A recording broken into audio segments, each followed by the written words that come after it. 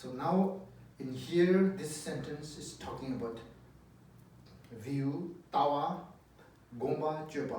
View, meditation, and conduct. These three are very important in Buddhist practice. Tawa. You know, tawa, the right view and the wrong view. We always talk about the right view. It's very important. Even in order to achieve precious human life, we have to have a right view. If you have a wrong view, your life is not precious human life that is good enough to be ground for the practice of the Dharma.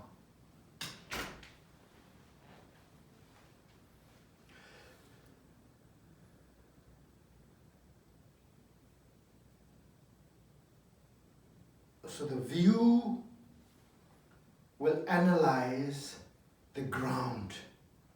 Again, so view will analyze the ground that is again inseparable of appearances and emptiness. And also, you know, it's similar to the inseparable of relative truth and ultimate truth. So that has to analyze by the right view. So once we understand the right view, then you have to apply meditation on the view that you discovered from your right view, with using all these right logics that I have explained earlier, the logics that composed by Nagarjuna in Madhyamika teachings. There are so many sharp logics that tell you why and how the ground is the inseparable of relative truth and ultimate truth.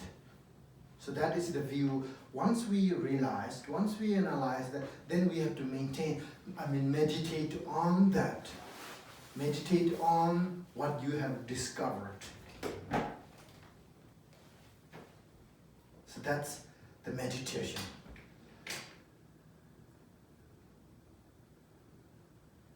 And then when you apply the meditation, then meditation will slowly change your life.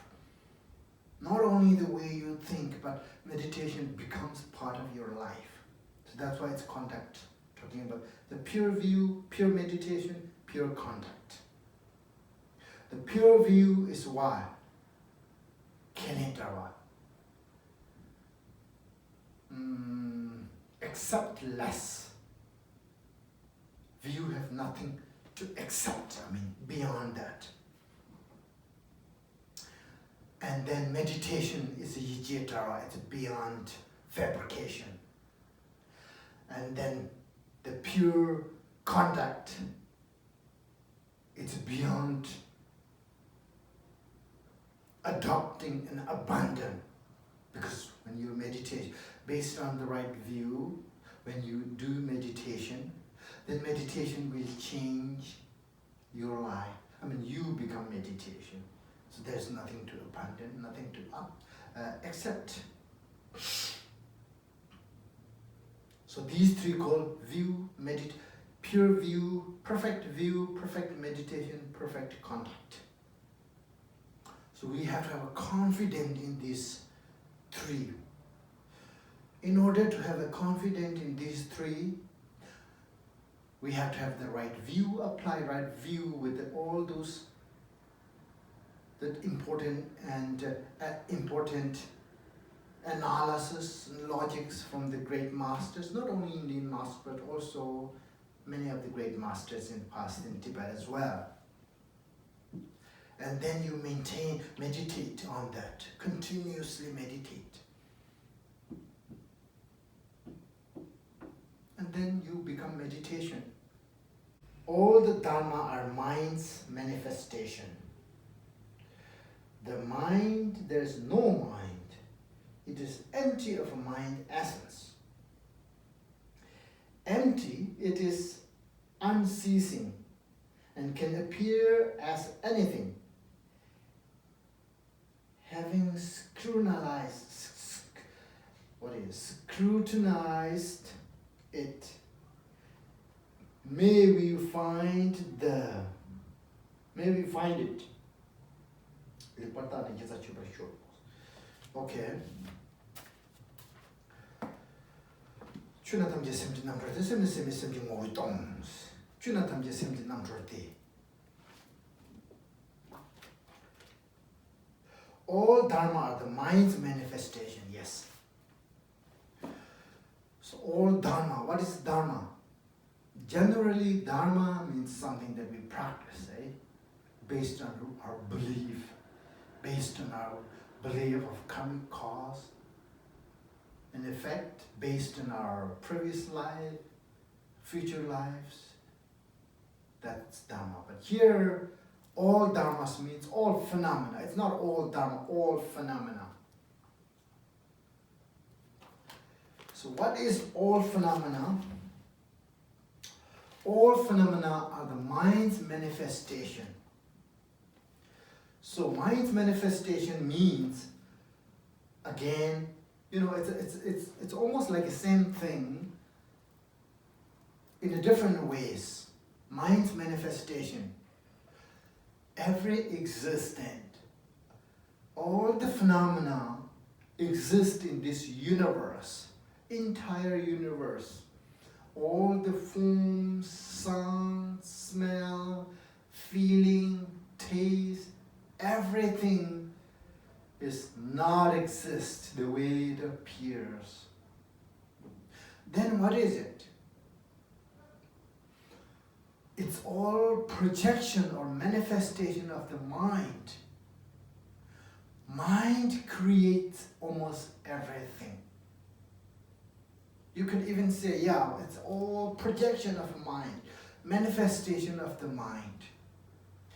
So that's why even enlightened realms, pure realms, appears when your mind is pure. Then hell, hungry ghost, all those lower realms appears when your mind is polluted, a delusion. Basically, everything is nothing but projection of mind. And you see so much light out there. That light is coming from the torch. Okay. But what is there is just light, not the torch. So that's why all the appearances out there, projection of mind, manifestation of the mind, but you are not saying they are the mind. I guess it's a slightly different projection of mind. Okay? So now, if everything is a projection of mind, what is the mind then? Mind is emptiness. Mind itself is emptiness. Why? Because mind is also coming from cause and condition. It's interdependent. Nothing is exist. Likewise, the mind is also emptiness, non-existent.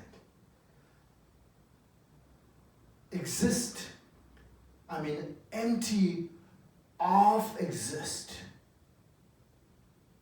Empty of truly exist. You can say that.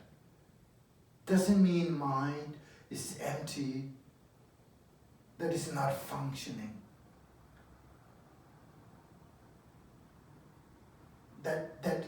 That's not performing what it's supposed to. Means the nature of a mind is empty. Empty is not a bad. Again, we said mind is empty, yet it's clarity. It's clarity. Inseparable of emptiness and clarity. So that's why essence is empty,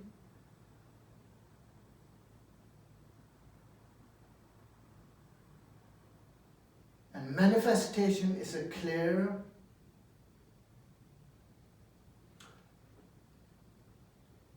and appearance is a continuation, more like that.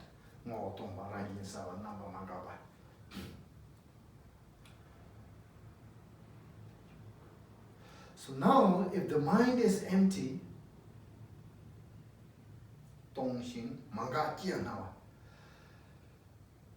let's say the mind is empty like water, okay, or empty like a mirror.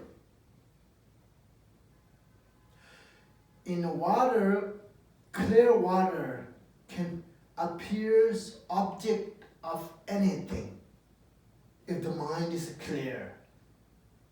But if the mind is not clear, then it cannot appear any object there. For example, when the water is clear, in a clear lake, in the night, full moon, the reflection of moon appears just as clear as the moon up there. That's the quality of the water when water is clear. Water itself is so clear that it can appear anything. For example, mirror. You put a mirror, when you look at your face would appear there. Exactly the same. Even little, hairs on your face will appear there. Every movement. But are you that image? No. Inseparable. Now the mirror and appearance, it's inseparable. You cannot separate these two. If you remove the mirror, the image will be gone. The mirage will be gone too. Same thing, if you remove the water, the reflection of the moon will be gone too. The reflection in mirror is inseparable. So that's why the mind and appearances. So that's why it's a projection, a manifestation. Okay? So it's now means it can appear anything.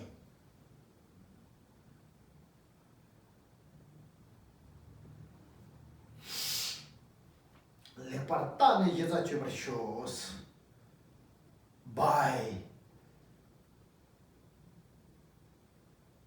the profound, genuine analysis, may we realize the true nature. I think this is how it, I don't remember how it translates. Having scrutinized it, may we find it. May we find it what? May we find what is the reality? What is the true nature?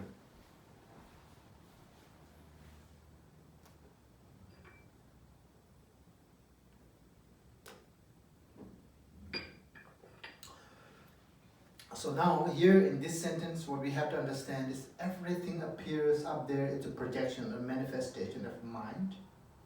And then what is the mind? Mind itself is also emptiness. Again, when you say emptiness, it's not a nihilism, like falling into one of the extremes.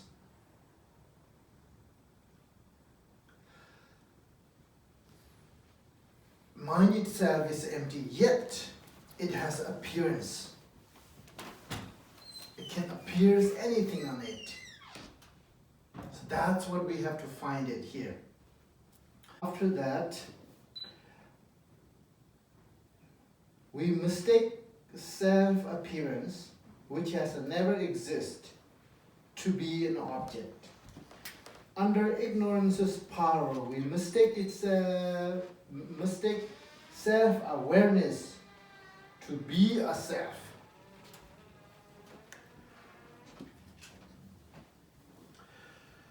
So, the truths. So here, all these appearances, they have never existed. They have never truly existed. Whatever appears there is they appears out of diluted, impure mind that is followed by a negative karmic traces and a residue that created from the past. So, when we confuse on nothing that is exist out of our ignorance, then we cling self, ourself. Selflessness is something that reality that we have to realize, but out of our ignorance, now we think there is something called self.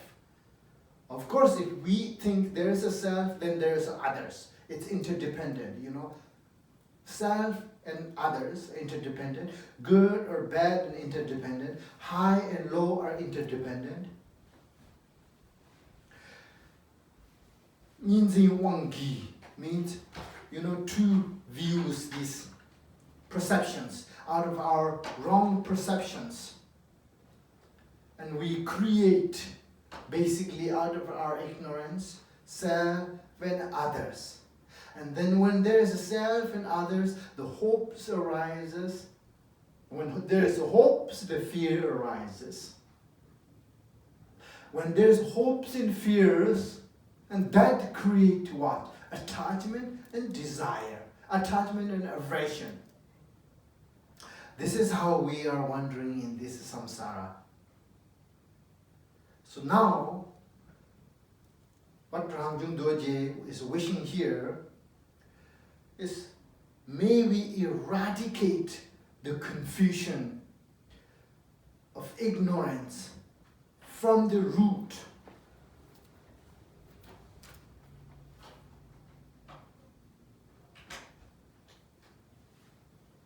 Because it's mistake, confusion, illusion, It happens based on the ignorance.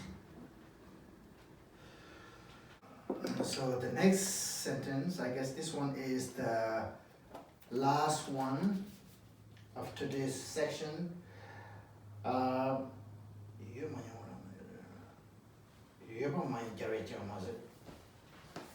Not something it is not even seen by Buddha.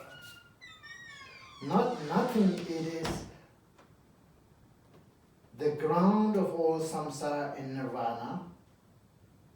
It is not a contradiction, it is a unity, the middle way. May we realize the mind nature beyond extremes. Yoba mind jare chamase.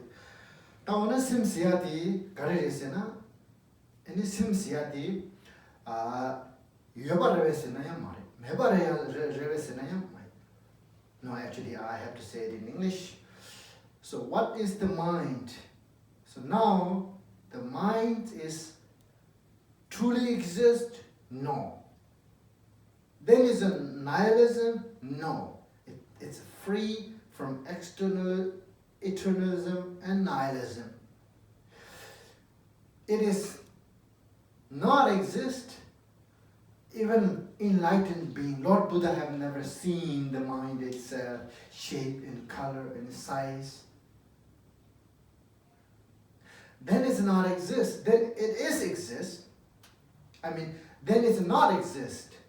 And we can also cannot say it's not exist because, as I say, as I expressed the great yogi Milarepa's quote.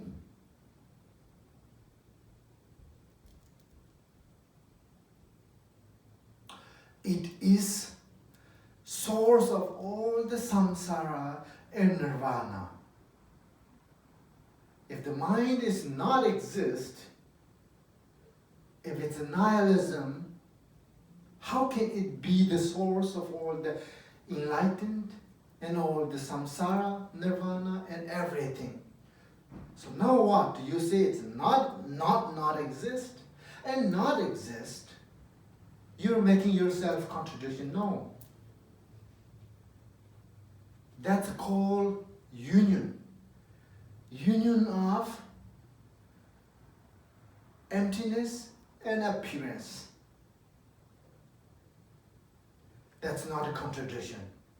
We call inseparability or unity or union.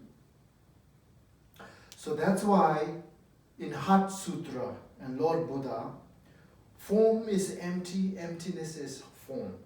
Okay? Zo tongbani, tongbani zoso. Tongbani legend zo yimain. The form is also not different from form, and form is not different from emptiness, and emptiness is not different from emptiness, form. You see that logic we can apply here. And then he said form, but then he said likewise, sound, smell, taste, everything like that. You cannot find a phenomena that is, that is free from emptiness. And then you cannot find a phenomena that is nothing to do with emptiness. Every phenomena, it's inseparable.